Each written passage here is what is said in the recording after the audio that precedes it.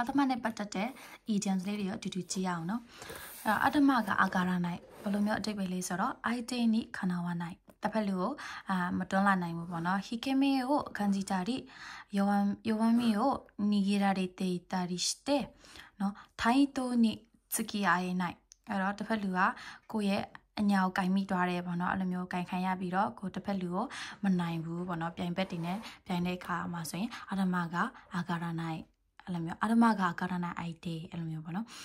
နောက်တစ်ခုကတော့အတမကဤတိုင်းအတမကဤတိုင်းပြီးတော့အတမအိုခကာယေရုအဲ့ဒါကတော့心配なことや問題があっても良い解決策が見つからずအဲ့တော့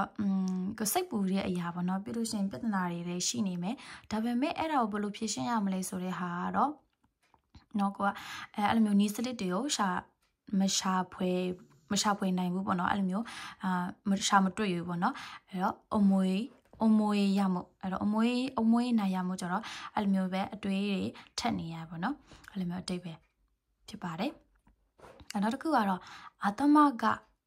ခတ်တိုက်နော်အတမကခတ်တိုက်အတိတ်ပဲကြည့်အောင်အဲ့တော့決まった考え方や見方にとらわれてしまいနော်အဲ့တော့ကိုကဒီ attitude ပေါ့နော်ကိုကဒီလိုမျိုးတွေးတယ်နော်ဒီလိုမျိုးတွေးတယ်ဆိုရင်ဒီလိုမျိုးပဲတွေးတော့တာနော်သူဘလို့မှဖြောင်းဖြလို့လေမရအောင်အဲ့လိုမျိုးဥမာပြောရမယ်ဆိုဒီစစ်ကွေးတွေပေါ့နော်စစ်ကွေးတွေဆိုရင်သူတို့ကြောင့် brain wash လောက်ခံရတယ်ဆိုတော့သူတို့ကိုသူတို့ kitchen ရှင်ပေါ့နော်အဲ့လိုမျိုး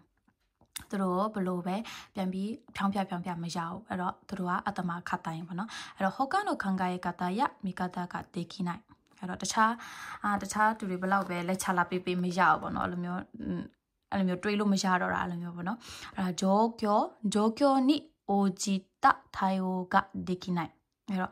ဒီလိုမျိုးတွေဘလောက်ပဲအဲ့လိုမျိုးကိုတိုင်းပြည်ပျက်စီးနေရဆိုပေမဲ့သူတို့နဲ့မဆိုင်သူတို့ကြောင့်မဟုတ်ဘူးအဲ့လိုမျိုးပဲနော်အဲ့လိုမျိုးပေါ့နော်ဂျောကျော်နိကိုจิตထိုင်ယိုကဒeki nai အဲ့လိုမျိုးပေါ့နော်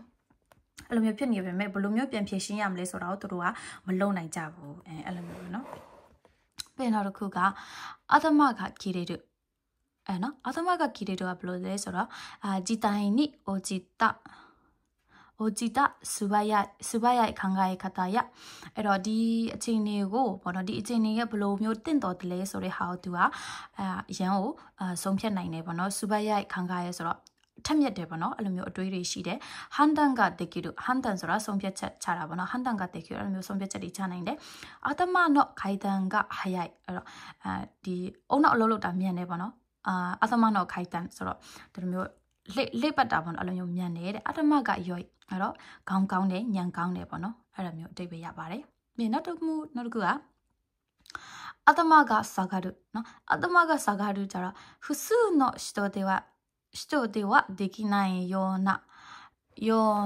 ဒီအောက်ရောက်တော့ပြီတင်နေငါလည်းမကြည့်တော့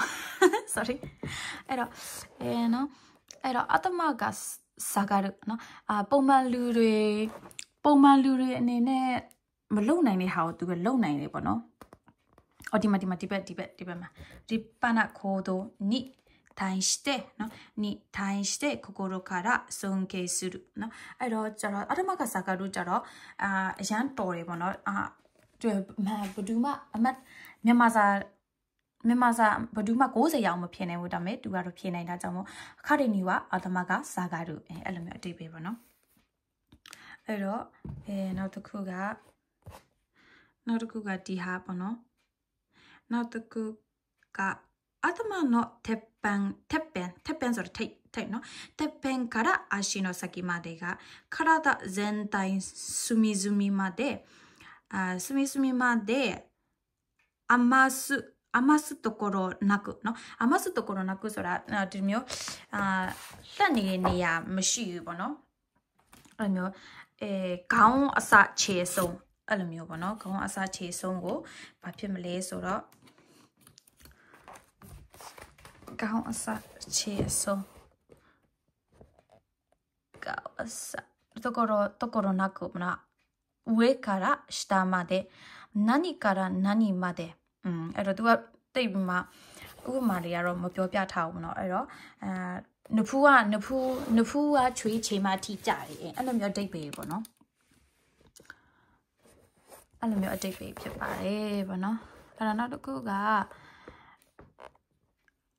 အတ္တမကိုနော်အတ္တမကိုခကုနော်အတ္တမကိုခကုကဘယ်လိုမျိုးအတိတ်ပဲလဲဆိုတော့失敗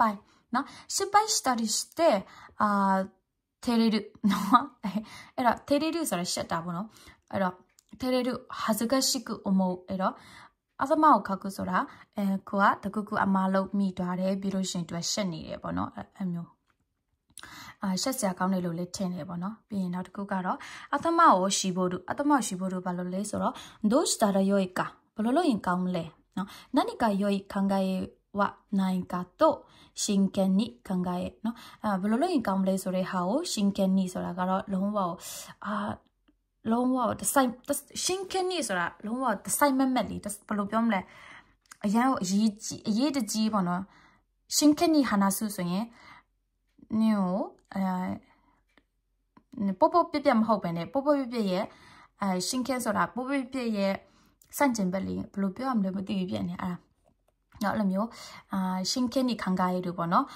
工夫する工夫ဆိုတာကိုဒီတွင်ကြံစားတယ်ပေါ့နော်ပြီးရင်အတ္တမကိုဟိနေるအတ္တမကိုဟိနေるဘယ်ရောက်သွားလဲအတ္တမကိုဟိနေるနော်難しいことを考えるခက်ခဲတဲ့အရာတွေကိုစဉ်းစားတယ်ဒီစကားပုံရဲ့အဖြေကိုစဉ်းစားတာတော့ဘာလို့ပေါ့နော်တင်ချဖို့ကြောင့်အတွက်တာအဲ့မျိုးအတ္တမကို可視系ながら考えをめくらす様子からပေါ့နော်အဲ့လိုမျိုးလုံးဝစဉ်းစားနေတဲ့ပုံပေါ့နော်အဲ့လိုမျိုးယောစုအဲ့လိုမျိုးပုံစံဖြစ်ပါတယ်တဲ့ပေါ့နော်အဲ့တော့အတ္တမကိုဟိယစုကဘယ်လိုပြောမလဲဆိုတော့နော်怒りや興奮を抑えてနော်ဒေါသနဲ့ပျော်ရွှင်တာပေါ့နော်အဲ့လိုမျိုးစိတ်လှုပ်ရှားတဲ့တွေကိုထိန်းချုပ်ပြီးတော့冷静になるနော်心を落ち着けるစိတ်ကိုနှလုံးကိုတက်တာအောင်လုပ်တယ်ပေါ့နော်ဥပမာဆိုရင်တို့မြန်မာမှာဆိုရင်ဗာနဲ့တူလဲဆိုရင်မျက်နှာပိုတက်စမ်းဆိုတဲ့ဟာနဲ့တူတာပေါ့နော်နေအဲ့မျက်နှာပိုတက်စမ်းဆိုတဲ့ဟာနဲ့တူတာပေါ့နော်အဲ့တော့ပြီးရင်နောက်တစ်ခုကအတ္တမကိုမိုတာကေရုနော်အတ္တမကိုမိုတာကေရုကြတော့今まで目立たなかったものことがはっきりと現れるအဲ့တော့ဒီအရင်တော့မရှိခဲ့တဲ့အရာတွေကဒီချိန်ကျမှထွက်လာတယ်ပေါ့နော်ဒီချိန်ကျမှထွက်လာတယ်ပေါ့နော်